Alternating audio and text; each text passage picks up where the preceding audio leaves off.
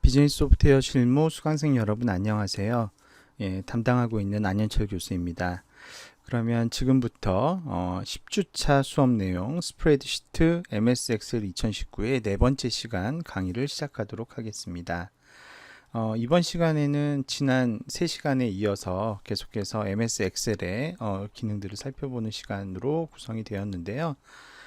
MS 엑셀을, 그러니까 스프레드시트로서의 MS 엑셀의 기능을 배우는 사실상 마지막 시간이다, 이렇게 이해하시면 될 것 같습니다.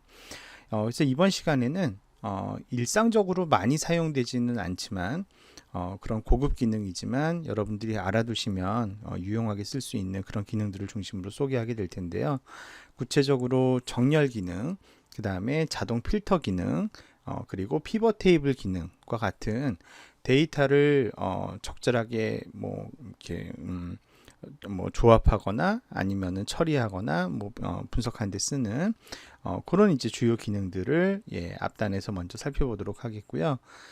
그리고 엑셀에 굉장히 아주 강력하면서도 유용한 기능이 있습니다. 최적화 문제를 해결하기 위한 해찾기라고 하는 기능이 숨어 있는데, 이 기능은 아마 이런 기능이 있다는 걸 아는 사람도 많지 않고, 실제로 이걸 이제 사용하는 사람의 그 비중도 높지 않아서 디폴트로 꺼져 있어요. 이걸 사용할 수 있게끔 안 되어 있어요. 그래서 이 해찾기 기능을 쓰려면 어떻게 해야 되는지부터 소개하고, 그거에 의거해서 해찾기가 어떤 문제를 어떻게 풀어주는지, 그런 내용들 같이 다뤄보는 시간 갖도록 하겠습니다.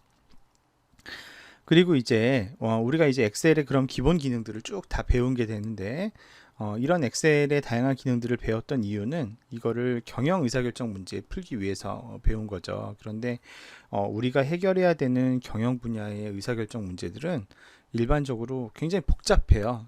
시나리오가 여러 가지 변수들도 많고 고려해야 될 것도 많고 이제 복잡한 상황들이 많기 때문에 이런 복잡한 시나리오적인 상황을 MS 엑셀의 스프레드시트에 어떻게 잘 구조화해서 표현해 내느냐, 그게 또 굉장히 중요한 역량이자 능력이 될 수가 있습니다.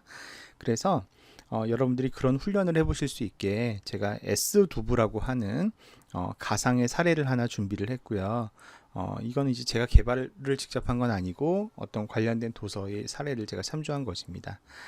그 도서에 있는 S두부 사례를 간단하게 이제 변형한 그 현금 흐름 분석 사례를 소개해 드리면서 이런 실생활에서 벌어질 수 있는 혹은 실제 기업에서 직면할 수 있는 그런 경영의 의사결정 문제들이 어떻게 엑셀의 스프레드시트로 표현 가능한지 그리고 분석이 가능한지의 예시를 사례로서 보여드리겠습니다. 자, 우리가 지금까지 오피스의 여러 가지 그런 애플리케이션 툴들을 배워오면서 각 애플리케이션별로 경영 분야의 응용을 설명하고 그것을 활용해서 실제로 적용해보는 그런 형태로 수업이 쭉 진행되어 왔는데요. 엑셀을 전에도 말씀드렸지만 가장 많이 쓰는 곳은 경영학의 여러 분야들 물론 다 많이 씁니다만 재무라든가 금융, 회계 이런 쪽에서 특별히 엑셀을 많이 사용한다 했습니다. 그래서 경영 분야 응용과 관련해서는 여러분들 나중에 회계학 원론이라는 수업 통해서 더 자세히 배우실 기회가 있으시겠습니다만 재무제표라는 개념에 대해서 좀 소개하려고 합니다. 그래서 재무제표라는 것이 어떤 의미를 갖고 있고 어떤 원리를 갖고 있고 그리고 매출 추정, 비용 추정 어떻게 하는지 그걸 기반으로 추정 손익계산서는 어떻게 만들어지고 추정 대차대조표는 어떻게 만들어지는지를 소개하겠습니다. 근데 이 내용은 좀 회계학적인 지식을 많이 필요로 할 수가 있어서 근데 여러분들 대부분의 경우 이제 1학년 신입생 학생들이기 때문에 좀 간단하게 개념만 이해할 수 있는 수준으로 하고 이번 주에는 과제를 하나 드리게 될 것 같습니다. 이번 주 과제는 이 중에 그래도 원리가 상대적으로 이해하기 쉽고 단순한 편이라고 할 수 있는 이 추정 손익 계산서, 추정 손익 계산서 여러분들 산출하는 그거를 한번 가상의 사례에 적용해서 과제를 해보시는 그걸 내드리는 것으로 해서 오늘 수업을 쭉 진행하려고 합니다. 그리고 이제 미리 예고를 드리자면 아직 엑셀이 2시간이 더 남았어요. 2주차의 수업이 더 남았는데 그 2주차에는 비주얼 베이직 포 애플리케이션스라고 하는 엑셀의 매크로라고 하는 프로그래밍 기능에 대해서 배우는 시간을 가질 예정입니다. 그래서 비주얼 베이직 프로그래밍을 뺀 나머지 이 내용 중에서는 오늘이 엑셀을 배우는 마지막 시간이다라고 이해하시면 될 것 같습니다. 자, 그러면 먼저 정렬, 그죠? 그리고 필터, 이런 기능들 지금부터 이야기 나눠보도록 하겠습니다. 자, 정렬은 영어로 우리가 sort라고 합니다. sort. 정렬이라는 게 뭔가요? 어떤 값들이 쫙 있을 때 작은 놈부터 큰 놈까지 순서대로 쫙 열거하는 거, 혹은 거꾸로 큰 놈부터 작은 놈 순서대로 쭉 순서대로 이제 열을 맞추게 하는 방법, 그게 이제 정렬이라고 하는 것이죠. 데이터를 다루는 데 있어서 우리가 정렬을 해야 될 일들은 굉장히 자주 발생하게 됩니다. 그래서 엑셀에서 정렬 기능을 어떻게 쓰는지 이해하는 것은 굉장히 중요한데 이 정렬 기능이 굉장히 쉽게 구현이 되어 있습니다. 자, 그러면 실제 데이터를 활용해서 정렬을 하는 과정을 한번 보여드리도록 할게요. 자, 우리 10주차 데이터 파일 열어보시게 되면 정렬 필터를 위한 실습 파일로 이렇게 있습니다. 지금 학생들이 쭉 있고 학생들의 학번, 그 다음에 학과, 평점, 담당 교수가 있습니다. 지금 보시게 되면 어떻습니까? 학번을 기준으로 해서 1번부터 12번까지 이름 쫙 되어 있죠. 요거를 예를 들면 내가 이름을 기준으로 가나다 순서대로, 그래서 기억 성씨가 제일 앞에 나오고 히읗 성씨가 제일 끝으로 가게 그렇게 정렬을 하고 싶다라고 한다면 정렬은 이렇게 하는 겁니다. 일단은 변수 이름을 포함해서 정렬할 전체 데이터를 이렇게 선택을 합니다. 지금 우리가 갖고 있는 데이터에서는 A2번부터 어디까지요? 24번까지 이렇게 A2번부터 A2부터 24번까지를 이렇게 이제 선택을 합니다. 자, 그런 다음에 정렬은 데이터 메뉴에 있어요. 데이터에 여기 정렬이라고 하는 메뉴가 있습니다. 클릭해 보겠습니다. 정렬 클릭을 해보면 자, 지금 우리는 맨 위에 머리글이 존재하는 거죠. 머리글이라 하면 변수의 이름입니다. 변수의 이름이 있기 때문에 여기 체크가 이렇게 돼 있는 겁니다. 가끔씩 우리가 정렬을 할 데이터에 처음부터 바로 데이터들이 쫙 나와버리고 머리글이 없는 경우도 있을 수 있죠. 그럴 때는 이게 체크가 안 되어 있어야 됩니다. 우리는 지금 머리글이 있는 상태이기 때문에 내 데이터에 머리글이 표시되어 있다 라고 해서 이게 체크가 되어 있습니다. 자, 그러면 이 머리글로부터 변수의 이름을 따왔기 때문에 이렇게 어떤 변수를 기준으로 정렬할지를 내가 정할 수가 있습니다. 예를 들어서 이름을 기준으로 정렬을 해라. 우리는 이름에 있는 요 값을 기준으로 하는 거죠. 그래서 정렬의 기준은 셀 값이 되는 거고요. 사실은 꼭 이것만 정렬 기준이 되는 건 아니고 요거 이제 펼친 메뉴 눌러보면 셀의 값으로도 정렬할 수 있지만 요 셀 안에 값, 셀 색깔로도 정렬할 수 있고요. 글꼴 색깔로도 정렬할 수 있고요. 뭐 조건부 서식 아이콘으로도 정렬할 수가 있습니다. 우리는 그냥 셀에 있는 값, 이게 가장 일반적인 정렬의 기준이죠. 요 안에 있는 내용을 보고 정렬하겠다. 그리고 앞서 말씀드렸지만 정렬의 방향에는 크게 두 방향이 있을 수 있어요. 오름차순 방향이 있을 수 있고 내림차순 방향이 있을 수 있는데 우리가 영어로는 오름차순을 ascending sort라고 하고요. 내림차순을 descending sort라고 합니다. ascending은 A부터 Z 순서대로, 아니면은 기억부터 히읗 순서대로, 아니면 작은 놈부터 큰 놈 순서대로. 우리가 일반적으로 이렇게 나래비를 세울 때는 제일 작은 놈부터 큰 놈 순서로 많이 세우죠. 그런 일반적인 정렬 방식을 우리가 오름차순 정렬이라고 합니다. 그런데 가끔씩은 거꾸로 역방향으로 정렬을 하고 싶을 때도 있죠. 그러니까 가장 큰 놈이 제일 위에 나오고 그 다음 작은 놈이 나오고 그 다음 작은 놈이 나와서 제일 작은 놈이 제일 마지막에 나오게 하는 그런 정렬의 방향은 우리가 descending 혹은 내림차순이라고 얘기를 하는데 우리는 아까 가나다 순으로 정리하기로 했으니까 오름차순으로 이름을 기준으로 정렬을 해보겠습니다. 자, 이렇게 하고선 확인 이렇게 누르시면 자, 데이터가 막 섞였어요. 아까는 학번 순서대로 쫙 정렬이 돼 있었는데 그렇게 안 되어 있고 이제는 김씨가 나오고 그러다가 류씨가 나오다가 맨 마지막에 최씨에 이르기까지 가나다 순으로 오름차순 정렬되어 있는 것을 확인할 수가 있습니다. 자, 다른 정렬 실습 한번 하겠습니다. 정렬 이렇게 눌러보면 자, 여러분, 근데 지금 우리는 정렬을 하나의 기준으로만 정렬을 쭉 했어요. 자, 그런데 이런 일이 있을 수도 있죠. 지금 예를 들어서 여러분 학과 같은 거 보시게 되면 학과는 예를 들면 경영학과인 학생이 몇 명입니까? 경영학과인 학생이 용안군 학생 1명, 은호 1명, 그 다음에 서희 1명, 이렇게 동일한 학과인 학생이 3명이나 있어요. 그죠? 그러면 우리가 이런 기준으로 정렬하고 싶을 수도 있겠죠. 1차적으로는 학과를 기준으로 가나다 순으로 정렬하되, 동일한 학과인 경우에는 학점이 높은 사람 순서대로 보여줬으면 좋겠다. 예를 들어서, 그러면 이거는 정렬하는 기준이 하나예요, 두 개예요? 두 개죠, 두 개. 일단은 학과로 먼저 정렬을 하고, 그런데 그 학과의 값이 동일할 경우에, 같은 값일 경우에는 평점이라는 기준을 추가로 적용해서 역순으로 하라고 했으니까 기준이 두 개죠. 자, 이런 경우에는 일단은 학과를 먼저 기준으로 하기로 했으니까 제일 기준인 학과를 셀 값으로 기준으로 해서 가나다 순, 기억이 앞에 나오고 히읗이 뒤로 가게 가나다 순으로 정렬을 했어요. 근데 이러다 보면은 경영학과에는 동일한 학생이 3명이나 있단 말이에요.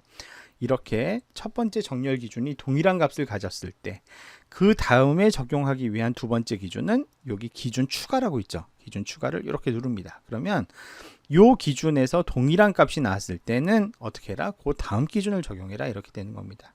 지금 우리가 적용한 시나리오에서는 평점을 기준으로, 평점의 값을 기준으로 할 건데, 이거는 아까 뭐라 그랬어요? 평점은 큰 평점이 높은 학생부터 봤으면 좋겠다 했잖아요. 그러니까 큰 값이 먼저 나오고 작은 값이 뒤로 가야 되니까 정렬의 방향이 오름차순이 돼야 돼요? 내림차순이 돼야 돼요? 그렇죠. 내림차순이 돼야 됩니다. 거꾸로 가장 큰 놈들이 먼저 나오고 작은 놈이 뒤에 나오는 내림차순 방향으로 정렬을 해야 되죠. 한번 시행시켜 보겠습니다. 확인 이렇게 눌러보게 되면, 자, 지금 경영학과가 이렇게 3명의 학생이 있습니다. 그런데 이게 같은 기준일 때 어떻게 정렬하라고 했어요? 학점이 가장 높은 것부터 낮은 친구까지 디센딩 소트하라고 했잖아요. 그러다 보니까 학점이 4.3으로 가장 높은 이서희 학생이 먼저 나오고, 그 다음에 김용환 학생, 그 다음에 류은호 학생, 이렇게 나오는 것을 알 수가 있습니다. 그래서 기준이 이렇게 동일한 값이 있으면 그 다음 기준을 적용하게 되고, 만약에 두 기준이 전부 다 동일한 값을 갖는다. 그럴 때는 어떻게 되겠어요? 그럴 때는 내가 세 번째 기준을 적용하면 그 세 번째 기준이 그 다음에 적용되고, 이런 식으로 정렬 메뉴가 돌아가게 되는 것입니다. 그래서 정렬 메뉴를 클릭해 보면 그 안에 이제 기준 추가, 기준 삭제 이렇게 있는데, 기준 추가를 내 마음대로 계속 추가할 수 있어요. 그래서 충분한 수의 기준을 다 적용할 수 있다라고 기억하셔야 되겠습니다. 자, 그러면 요 시점에서 연습 문제 한번 내드려 볼게요. 여기 보시면 이름이라고 하는 칸에 노란색 색깔 바탕 색깔이 칠해져 있는 친구들이 있고 안 칠해져 있는 친구들이 있는데, 이름이 노란 색깔 칠해져 있는 친구는 위쪽에, 그리고 노란 색깔이 안 칠해져 있는 친구들을 아래쪽에 배치하고요. 그런 다음에 담당 교수 이름에 따라서 정렬을 했으면 좋겠습니다. 담당 교수 이름에 따라서 학생이 누구인지 이렇게 담당 교수의 이름을 가나다 순으로 정렬을 하고, 근데 혹시 담당 교수가 동일한 사람일 수도 있잖아요. 그죠? 동일한 사람일 수도 있죠. 그럴 때는 학번이 높은 학생을 먼저 보여주는 방식으로 그렇게 정렬하고 싶어요. 지금 기준이 잘 들어보시면 3개가 나왔어요. 제일 처음에 노란색인 친구들이 위로 올라가야 되고요. 그 다음에 아닌 친구들이 아래로 깔려야 되고, 그 다음 기준은 담당 교수. 같은 색깔이 칠해져 있는 학생이라면 담당 교수 이름을 가나다 순으로 정렬하고, 근데 혹시 담당 교수의 이름도 똑같다면 그때는 뭐를 학번을 기준으로 높은 순서. 자, 여기까지 듣고 잠깐 동영상 일시정지 시켜 보시고 여러분들 한번 각자 해보세요. 해보시고 다 했다 하시는 친구는 저와 같이 요 다음 강의 내용 보시면서 똑같이 되는지를 확인해 보시면 되겠습니다. 자, 같이 한번 해볼까요? 정렬 버튼 누르겠죠. 자, 우리 데이터 A2부터 24번까지 선택하고 정렬 버튼 누릅니다. 자, 여기 있는 기준들 이제 다 처음부터 바꿔야 되니까 일단 깨끗하게 지우고 시작할게요. 기준을 지우고, 자, 첫 번째 기준 추가. 첫 번째 기준 뭐 하고 싶다 그랬어요? 이름에 적용된 이름인데 값을 기준으로 한다 그랬어요? 셀 색깔을 기준으로 한다 그랬어요? 요 안에 있는 셀 색깔을 기준으로 해서 노란색을 위로 올리겠다고 했어요. 자, 그래서 이번에는 셀 값이 아니라 기준이 뭐가 된다? 셀 안에 들어가 있는 색깔이 기준이 되는 겁니다. 자, 그러면 얘가 물어봐요. 무슨 색깔을 위에다 표시할 거니? 나는 무슨 색? 예, 노란 색깔 칠해져 있는 애들을 위로 표시할 거고 그렇지 않은 애들을 밑으로 할 거야 했으니까 노란색을 지정해주고 이것을 위에 표시하게끔 이렇게 값을 줍니다. 자, 그러면 이제 동일한 케이스들이 여러 케이스들이 나올 수 있죠. 그런 동일한 상황인 경우에는 자, 이렇게 두 번째 기준을 적용하게 되는데 두 번째 기준은 뭘로 하기로 했어요? 그렇죠? 담당 교수. 담당 교수의 이름을 기준으로 가나다 순으로 정렬하자고 했으니까 이거는 오름차순이에요, 내림차순이에요? 예, 그렇죠. 오름차순으로 그죠? 정렬하게 되죠. 근데 보면 담당 교수가 이렇게 동일한 학생이 있을 수가 있어요, 그죠? 그런 경우에는 세 번째 기준을 적용하기로 했죠. 예, 기준 추가 세 번째. 그러니까 첫 번째 기준도 동일, 두 번째 기준도 동일, 이렇게 둘 다 동일한 경우가 혹시라도 생긴다면 그때는 세 번째 기준을 적용하는데 세 번째 기준은 뭘 기준으로? 학번을 기준으로 하겠다. 근데 학번의 값이 어떻게? 학번이 큰 사람 먼저 나왔으면 좋겠다 했으니까 큰 게 위로 나오고 작은 게 아래로 내려가려면 오름차순이 아니라 무슨 차순? 내림차순이 돼야 되겠죠. 자, 요게 이제 제가 주문한 거에 모두 해당되는 조건이 되겠습니다. 자, 이렇게 하고 확인 이렇게 누르게 되면 자, 보시는 것처럼 일단 어떻게 돼요? 일단은 노란색은 위에, 하얀색은 밑에 이렇게 깔리는 게 1번 기준이죠. 자, 그리고 같은 색깔들끼리에는 뭘 기준으로 정렬했어요? 담당 교수의 이름으로 정렬을 했어요. 그런데 노란 색깔 칠해져 있는 학생들의 담당 교수를 보니까 이렇게 두 명도 김장호 교수고 이렇게 두 명도 동일한 박근태 교수예요. 만약에 이렇게 담당 교수까지도 색깔도 똑같고 담당 교수까지도 똑같다. 그러면 그때는 기준을 뭘 적용하기로 했어요?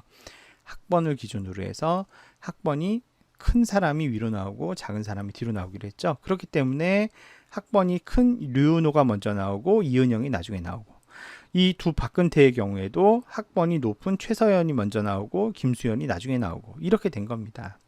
하얀 색깔에 있는 정윤찬도 마찬가지예요. 정윤찬 교수님 제자도 효연군과 용환군 이렇게 두 명이 있는데 효연군의 학번이 10으로 더 높죠. 그래서 효연군을 먼저 보여주고 용환군이 뒤에 나오고 이런 식으로 구현이 된 것을 확인하실 수가 있겠습니다. 그래서 정렬은 이걸 꼭 기억해 두세요. 기준이 첫 번째 게 동일하면 두 번째가 적용되고 첫 번째, 두 번째가 다 동일하면 세 번째가 적용되고 1번, 2번, 3번이 다 똑같다. 그러면 모두 추가할 수 있어요. 네 번째 기준, 다섯 번째 기준 마음껏 추가하고 삭제하고 하는 것이 가능하다. 이렇게 이 기능을 이해하시면 되겠습니다. 그리고 사전에 이미 이렇게 지정된 기준을 예를 들면 지금 3번 기준으로 되어 있는데 예를 들면은 어떤 기준을 올리거나 내리거나 조정을 하고 싶다라고 한다면 여기 이렇게 기준 아래로 이동 이런 거 있죠. 예, 기준 위로 이동 이런 식으로 적용하는 기준의 순서는 이 화살표를 이용해서 사후에도 조정이 가능하다라는 것도 기억을 해두시면 좋겠습니다. 자, 이렇게 해서 정렬 기능을 먼저 살펴봤고요. 자, 두 번째로는 우리 필터 기능에 대해서 살펴보겠습니다. 정렬과 필터는 마치 뭐랄까요, 오성과 한음, 네, 실과 바늘 이런 것처럼 둘이 같이 많이 따라다녀요. 예, 데이터를 정제하는데 많이 사용되는 기능이라 그렇습니다. 자, 필터는 우리가 마치 이렇게 데이터는 아니지만 일반적으로 우리 생활할 때 채로 거른다는 표현 많이 쓰잖아요. 이 필터가 다른 말로 하면은 채 같은 거죠. 걸러내는 걸음종이 같은 건데. 그래서 필터는 데이터가 이만큼 인풋으로 들어와도 그 인풋된 데이터를 다 보여주는 게 아닌 거죠. 조건에 해당되는 데이터만 이렇게 정제해서 골라내서 보여주게 하는 기능이 필터 기능입니다. 자, 필터 기능을 구현하시고 싶으시면 방법이 똑같아요. 우리 정렬 기능을 구현할 때처럼 분석의 대상이 되는 데이터를 먼저 이렇게 선택을 하시고 그 다음에 이 필터 버튼 한 번만 눌러주면 돼요. 자, 눌러보겠습니다. 짠! 예, 이렇게 누릅니다. 그러면 이 머리글 위에, 머리글 행에 이렇게 변수들마다 옆에 이렇게 펼친 메뉴들이 하나씩 생깁니다. 펼친 메뉴들이. 이 펼친 메뉴들을 이용을 해서 내가 원하는 조건만 골라서 필터링을 하는 것이 가능해지는 것입니다. 예, 그래서 예를 들어 볼게요. 예를 들어서 여기 여러 학생들이 있는데 우리가 경영학과니까 경영학과 학생들만 빨리 추려서 확인하고 싶다. 그러면 학과에 가서 여기 지금 모두 선택되어 있잖아요. 예, 모두 선택되어 있는데 요거를 풀고 예를 들어서 경영만 선택 확인, 그러면 경영학과 학생들만 딱 이렇게 추려서 보여주게 되는 거예요.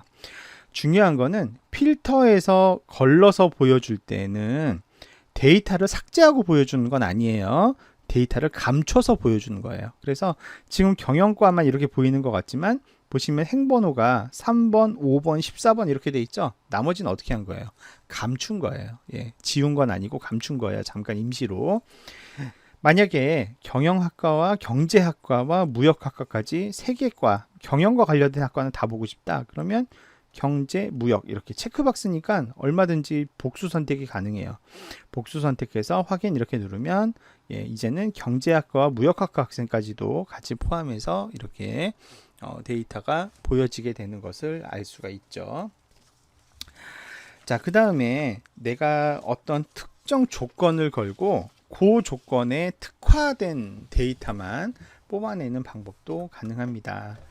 예를 들면 요 학과에 대한 필터를 해제하고 싶을 때는 학과에서 필터 해제 이거 하면 돼요. 자, 학과에서 필터 해제 이러면 필터가 다시 풀리죠. 예를 들어서 나는 김씨성을 가진 학생들만 찾아내고 싶다라고 하려면 어떻게 해야 되느냐? 자, 여기 이름에 해당되겠죠. 학생이 김씨성을 가졌는지 확인해야 되니까 이름을 보는데 김씨성 이거는 이제 텍스트와 관련된 데이터죠. 그래서 필터 중에 텍스트 필터를 가봅니다. 그러면 여기 뭐가 있어요? 예, 같음 같지 않음도 있지만 그 다음에 시작 문자 어떤 특정 문자로 시작하느냐 이게 이제 성과 관련된 거죠.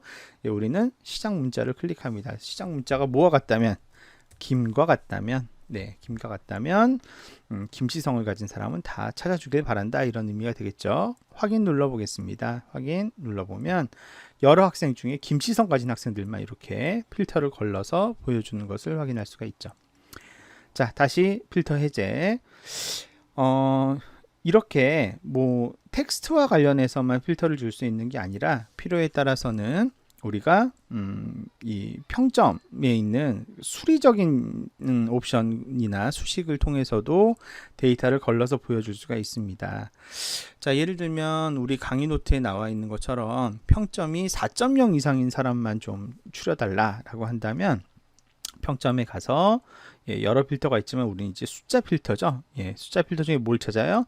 크거나 같음을 찾아야죠. 예, 크거나 같음 뭐보다 평점이 4.0보다 크거나 같은 것들만 찾아줘라. 예, 해서 확인 눌러보면 예, 4.0 학생 3명이나 있네요. 예, 이서희, 예, 김지연, 윤현호 학생이 해당되는 걸 필터에서 걸러낼 수가 있습니다. 이렇게 필터는 여러분이 이용하시게 되면 특수한 어떤 조건만 따로 걸 수도 있고 그리고 우리가 뭐 시간 관계상 따로 실험은 안 했지만 예를 들면 뭐 색을 기준으로 글꼴의 색을 기준으로 필터링 할 수도 있고 뭐 텍스트도 이제 여러 가지 어떤 글자를 포함하는지 안 하는지 끝에 문자가 뭐 어떤 거에 해당되는지 안 되는지 아니면은 특정 문자열과 같은지 안 같은지 이런 걸로 얼마든지 필터를 조건을 걸 수가 있더라. 예, 그리고 필터를 걸고 나면 자동 필터 걸고 나면 요 밑에 요 셀에 존재할 수 있는 모든 경우의 값들이 다 나오기 때문에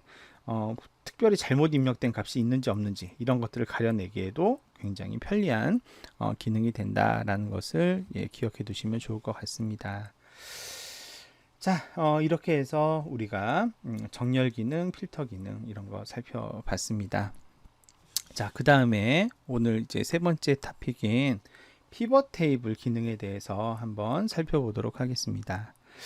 자, 피벗 테이블은 먼저 이론적인 내용을 좀 소개를 해야 될 것 같습니다. 예, 그래서 자, 피벗 테이블이란 무엇인가? 예, 이 내용 보려고 하는데요. 피벗 테이블은 데이터베이스나 리스트 안에 포함된 데이터를 분석하는 기능인데 그냥 분석하는 게 아니라 소위 얘기하는 서머리는 요약한다는 뜻이죠. 예, 데이터를 요약하는 기능으로 가장 많이 사용되는 기능 중에 하나예요. 피벗 테이블을 쓰게 되면 일단 내가 크게 2개의 차원 혹은 최대 3개의 차원으로 차원을 프레이밍 할 수가 있어요. 그래서 그러한 각 차원별로 뭘 분석할 수 있냐면 빈도, 몇 번 그런 데이터가 해당되는 데이터가 있느냐, 건수 분석도 할 수 있고요. 필요에 따라서는 부분합, 각각 경우에 해당되는 값들의 합계, 뭐 평균, 뭐 이런 것들, 그런 것들을 요약해서 표시할 수가 있고, 그 내용을 워크시트나 외부 파일 형태로 저장할 수 있는 그런 기능이 피벗 테이블에서 하는 역할입니다. 예를 들면 이런 거예요. 우리가 경영에서는 매 거래가 발생할 때마다 거래 건이 데이터가 이렇게 생성되고 기록되는 경우들이 많이 있죠. 이런 거 이제 우리가 트랜잭션 데이터라고 합니다. 거래 데이터라고 하는데, 예를 들어서 2009년 10월 11일에 서울 지역에서 CD로 4,500원이 들어왔어요. 2009년 같은 날 서울에서 당좌 예금으로는 3,200원이 들어왔어요. 원은 아니고 아마 억 원이었을 것 같지만 편의상 그냥 원으로 하겠습니다. 뭐 경기도에선 CD로 얼마, 이런 식으로 막 되다 보면 이건 이제 거래가 발생한 건이의 데이터잖아요. 나는 이게 궁금한 게 아니라, 그래서 서울 지역 전체 합계 금액은 얼마야? 이걸 알고 싶기도 하고, 그래서 뭐 지역에 관계없이 당좌 예금으로 들어온 금액은 전부 합계가 얼마야? 이런 것들을 우리가 요약해서 한눈에 알고 싶잖아요. 그러려면 어떤 표가 필요할 수 있냐면, 예를 들어서 이렇게 열 방향으로는 여기 존재해 있는 모든 지역들이 쫙 깔리고요. 열 방향으로는. 행 방향으로는 계좌 구분의 유형이 되는 세 가지 유형, 당좌예금, 보통예금, CD 등 유형들이 쫙 나오고요. 그 다음에 이제 실제 이 테이블의 내용에는 이 신규 금액의 합계, 그래서 요 일정 2009년 10월 11일부터 10월 13일 사이에 강원 지역에서 당좌예금으로 들어온 전체 금액의 합계는 얼마고, 그 다음에 보통예금으로 들어온 금액의 합계는 얼마고, 이런 것들이 이제 착 들어가게 되는 거죠. 그러면 이건 뭐 계좌 구분에 관계없이, 그래서 서울 지역이 3일 동안 얼마를 벌어왔다는 거야. 그러면 서울 지역 쭉 내려가 보면 총합계가 17,375원이죠. 17,375원을 3일 동안 끌어왔구나 서울 지역은. 그거 이제 바로 확인이 가능한 거예요. 이 표만 보면 다 필요 없고, 당좌 예금이 그래서 이 기간 중에 얼마나 들어왔다는 거야. 지역에 관계없이 당좌 예금 지역에 관계없이 합계를 내보니까 9,140이에요. 9,142원만큼이 들어왔구만. 이거를 피벗 테이블이 요약해주면 우리가 한눈에 이 요약된 결과를 파악하고 알 수가 있다는 것이죠. 그래서 피벗 테이블을 만들 때 이제 요소가 있는데, 제가 아까 최대 세 가지 차원에서 분석할 수 있다 말씀드렸는데, 피벗 테이블은 기본적으로는 2차원으로 보는 겁니다. 2차원. 왜냐하면 우리가 분석하게 될 이 테이블 표가 하나의 차원은 행으로 구분해서 보여줄 수 있고, 나머지 하나의 차원은 열을 구분으로 보여줄 수가 있기 때문에 행필드, 열필드, 요게 이제 우리가 프레이밍 할 수 있는 주요 차원이 되는 거죠. 그래서 행필드와 열필드가 일단 존재할 수 있고요. 그 다음에 제가 최대 3개, 하나가 더 있을 수 있다고 했는데, 그게 페이지 필드입니다. 페이지 필드. 페이지 필드는 일종의 요약이라기보다는 필터 같은 효과를 줍니다. 필터. 그러니까 어떤 거에 해당되는 것만 요 페이지 필드에서 걸러내라, 걸러서 보여줘라 라고 하는 필터의 효과를 줄 수가 있는 페이지 필드에서 최대 3개 차원으로 표시할 수가 있고, 행필드, 열필드가 만나는 요 경우의 수에 대해서 여기다 요약된 결과를 보여줄 수 있죠. 이 요약은 합계로 요약할 수도 있고요, 빈도수로 요약할 수도 있고요, 평균으로 요약할 수도 있고요, 분산이나 표준 편차로 요약할 수도 있고요. 굉장히 요약할 수 있는 또 다양한 방식들이 있습니다. 어쨌거나 이렇게 실제 이 각각의 조합에 따라서 발생되는 데이터의 내용을 보여주는 요 필드를 피벗 테이블에서 뭐라고 부른다? 데이터 필드라고 부른다. 요 용어를 여러분들이 좀 기억을 해 두시면 좋겠습니다. 자, 그러면 이제 피벗 테이블에 대한 이론적인 설명들은 충분히 드리게 된 것 같은데요. 그렇다면 이런 피벗 테이블을 실제로 어떻게 만드는지 그 과정을 살펴보도록 하겠습니다. 피벗 테이블은 크게 3단계에 걸쳐서 제작을 하게 됩니다. 첫 번째는 삽입 탭에 피벗 테이블에 피벗 테이블 피벗 차트 보고서를 선택해요. 그러면 얘가 어느 데이터를 영역을 기준으로 피벗 테이블을 만들고 싶은데 라고 하면서 데이터의 영역을 선택하게 하죠.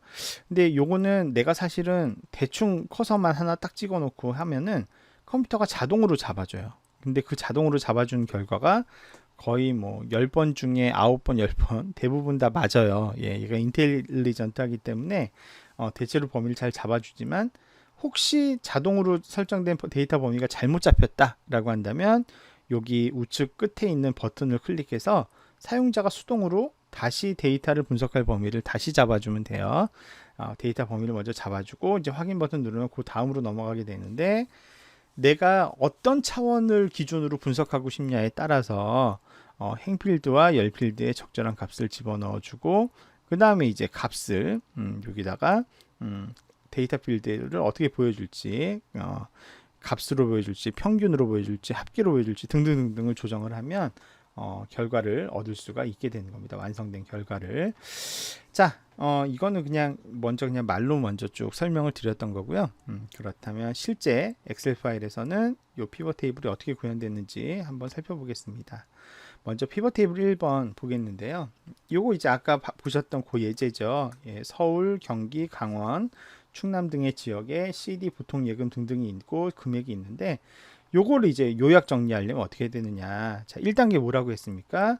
1단계 삽입에 뭐죠? 예, 피벗 테이블. 요거 클릭을 합니다. 그러면 얘가 이제 피벗 테이블 분석을 할 영역을 자동으로 이렇게 잡아서 추천을 해줬는데요. 보면 A1에서 D15까지인 것 같다고 하잖아요. A1에서 D15 어때요?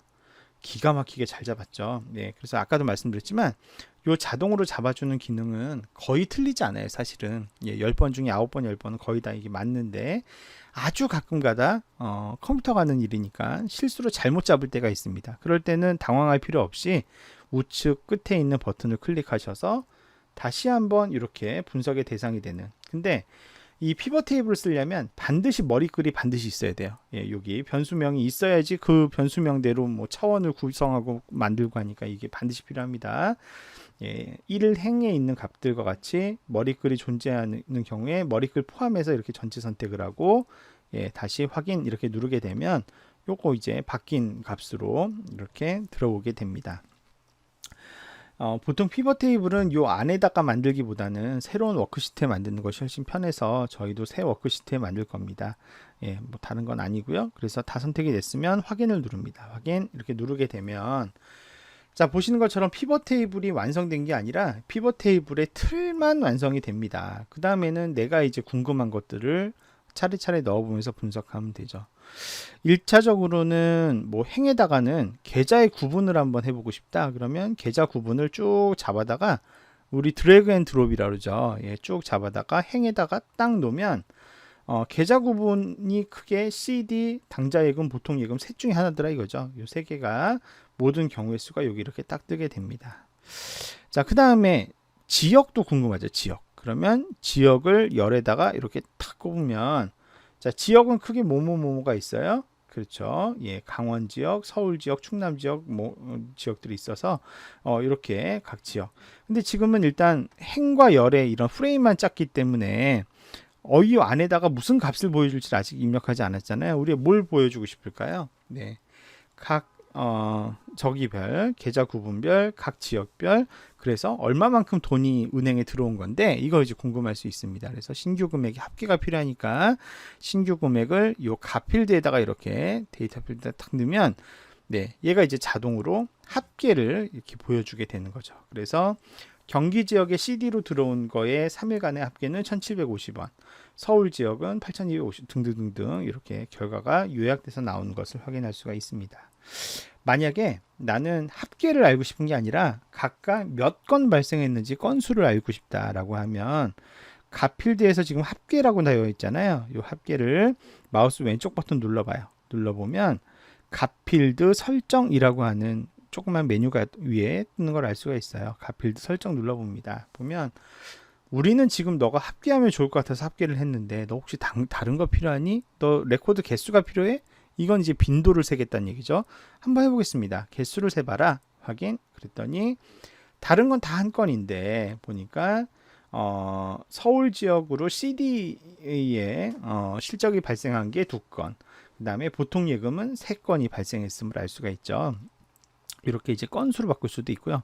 아니면 아까는 합계를 쭉 했지만 그냥 평균 얼마가 들어왔는지 알고 싶다 그러면 평균 누르시면 돼요. 평균 눌러보면 평균 값의 개념으로 어떤 값들이 나왔는지 이렇게 각 그 거래당 평균 거래 금액이 요약돼서 이렇게 출력되는 것을 확인할 수가 있습니다. 그 외에도 가필드에 보시면 뭐 최대값을 요약할 수도 있고요, 최소값으로 요약할 수도 있고, 모든 그 경우의 수를 곱한 곱값으로도 이제 나올 수도 있고, 뭐 표준 편차나 이런 걸로 분산 이런 통계적인 값으로도 요약이 가능하다는 것을 확인하실 수가 있겠습니다. 자, 이렇게 이제 피벗 테이블 기능이 되겠고요.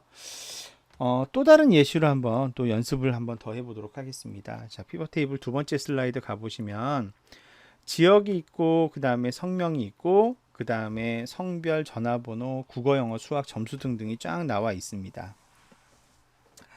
자, 보면 지역이 있고 성별이 있는데, 그런 거 궁금하지 않아요, 여러분?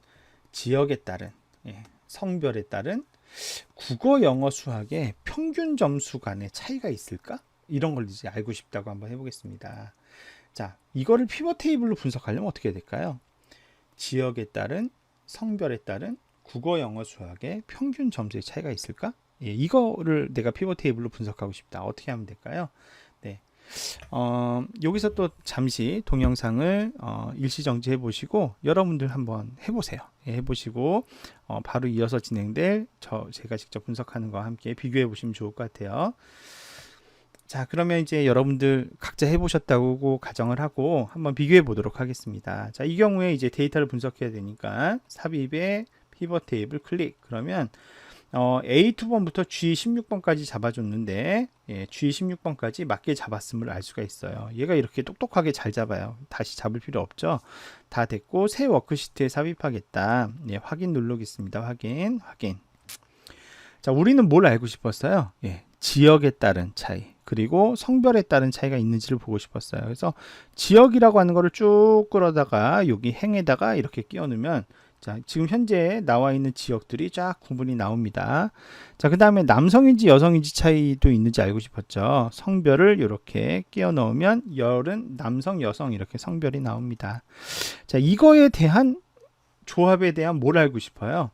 평균 국어 점수의 차이가 있는지, 평균 수학 점수 간 차이가 있는지, 평균 영어 점수 간 차이가 있는지, 이거 알고 싶죠.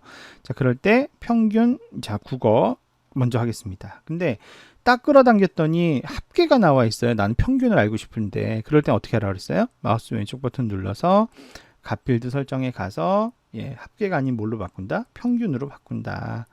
확인 눌러보니까, 자, 분석 결과 잠깐 보겠습니다. 강남구의 경우에는 76점인데 강북구의 경우는 100점이고 동작구는 96점이고 쭉 나왔어요. 그러니까 국어 점수의 경우에는 누가 잘하는 거예요? 강북구 학생들이, 동작구 학생들이 조금 잘하는 것을 알 수가 있고, 강남구 학생들이 국어를 잘 못한다 이렇게 결론 지을 수 있는데, 이거 아무 의미 없는 데이터인 거 아시죠? 그냥 가상의 데이터예요. 전혀 해석에 실제 의미는 없어요. 그런 패턴이 있다는 걸 알 수 있고, 국어 점수는 남자가 잘했나요? 여자가 잘했나요? 평균 보니까 월등히 여학생들이 잘하더라. 93.25점으로 잘하더라. 이런 걸 이제 물론 이것도 가상의 데이터니까 전혀 신뢰할 만한 건 아닙니다. 그냥 요 데이터에서는 이런 결과를 보이고 있다. 이렇게 이해하시면 되죠. 수학 점수, 영어 점수도 볼까요? 영어 점수는 어떻게 할 거냐? 그러면 그냥 영어 점수를 쭉 끌어다가 값에다가 또 끼워 넣으면 돼요. 자, 끼워 넣으면 아까는 평균 국어만 나왔는데 이제 합계 영어도 나왔죠. 근데 아까도 말씀드렸지만 합계가 아니라 우리는 뭐가 필요해요? 평균이 필요하죠. 그래서 다시 이것도 값필드를 평균으로 이렇게 바꿔봅니다. 그렇게 하면, 자, 이제 어떻게 됐냐? 일단은 영어 점수의 경우에 남자와 여성의 평균 차이를 보면 남자들은 76.6점인데 여자들은 82.5점이에요. 여학생들이 영어를 좀 더 잘하는 걸 알 수가 있었고요. 그리고 지역별로 영어를 쭉 보면 어디 지역이 영어를 잘했죠? 송파구가 영어를 잘했고, 강북구가 영어를 잘한 걸 알 수가 있죠. 이런 것들을 제 결과 얻을 수 있습니다. 수학도 마찬가지죠. 수학도 끼워 넣고, 예, 이번에는 수학도 마찬가지. 수학도 합계가 아니라 예, 요거를 클릭해서 값필드를 평균으로 바꿔주게 되면 예, 수학 평균이 나오게 되죠. 그래서 남학생들의 수학 평균 68점인데 여학생들의 수학 평균 89점이에요. 예, 수학도 여학생이 전혀 의도하지 않고 그냥 대충 만든 데이터인데 이 데이터에서는 남학생들보다 여학생이 모든 과목에서 다 우수한 걸로 예, 그렇게 나오고 있고요. 자, 수학 점수는 어느 시가 잘했나 보니까 요쪽 예, 동작고 학생들이 잘했고 예, 그 다음에 또 어디가 잘했죠? 예, 91점을 맞은 송파구 학생들이 공부를 잘했다. 뭐 이런 것들을 어떤 전체적인 흐름이나 요약된 패턴으로 파악할 수 있다는 것이 장점입니다. 자, 그리고 우리가 따로 특별히 사용하지 않았는데 예를 들면 필터 같은 걸 쓸 수도 있습니다. 예, 예를 들어서 뭘 필터로 해볼까요? 예를 들면 자, 이 데이터를 좀 볼까요? 피벗 테이블에 여러 데이터들이 있는데 예를 들면 데이터를 좀 바꿔보죠. 우리가 지금 행에 지역이 나와 있는데 이 지역행을 여기 필터라고 되어 있는 페이지 필터 쪽으로 올리고 네.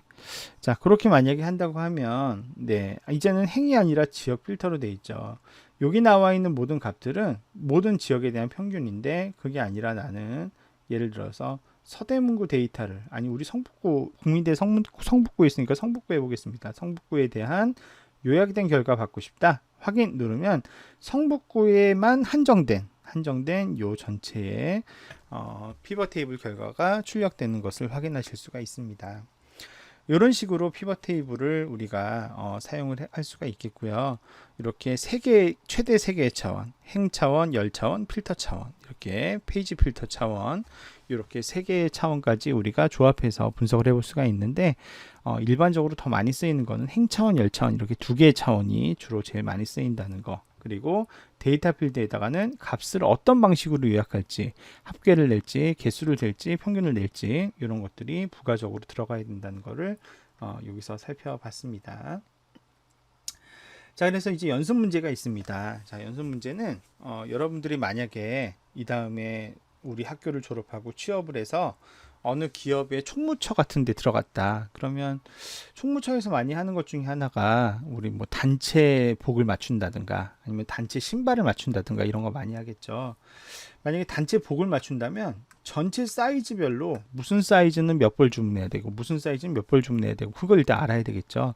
그렇게 해서 물건이 배달이 오면 이거를 각 부서별로 또 나눠줘야 될 거 아니에요. 그래서 예를 들면 작업복 같은 경우에 각 부서별로 각 작업복 사이즈별로 몇 벌씩 주문이 들어왔는지 이런 것들을 이제 요약해서 찾아야 되는데 그런 것들을 피벗 테이블로 찾으면 아주 쉽게 찾아볼 수가 있겠죠. 네, 그래서 이거는 따로 이 동영상 강의에서 여러분들과 함께 풀지 않겠습니다. 예, 여러분들 각자 한번 도전해서 만들어 보세요. 부서별로 작업복을 몇 벌씩 배부해서 나눠줘야 되는지, 그리고 부서별로 신발 사이즈를 각 사이즈별로 몇 켤레씩 구에다가 나눠줘야 되는지, 그리고 전체를 주문을 할 때에는 작업복을 사이즈별로 얼마씩 주문해야 되는지, 신발 사이즈별로 얼마씩 주문해야 되는지를 피벗 테이블 통해서 분석하는 거를 각자 한번 연습을 해보시고 그 연습한 내용은 요 돌아오는 그 주차 수업 때 우리 줌 수업 때 제가 이제 여러분들과 같이 다뤄보면서 설명하는 그런 시간 갖도록 하겠습니다. 자, 이렇게 해서 피벗 테이블 기능까지 쭉 살펴봤습니다. 예. 남아있는 해찾기와 기타의 기능들은 요 다음 동영상 이후에서 여러분들께 설명드리도록 할게요. 자, 그러면 10주차 MS 엑셀 1강 수업은 여기서 마무리하도록 하겠습니다. 수고하셨습니다.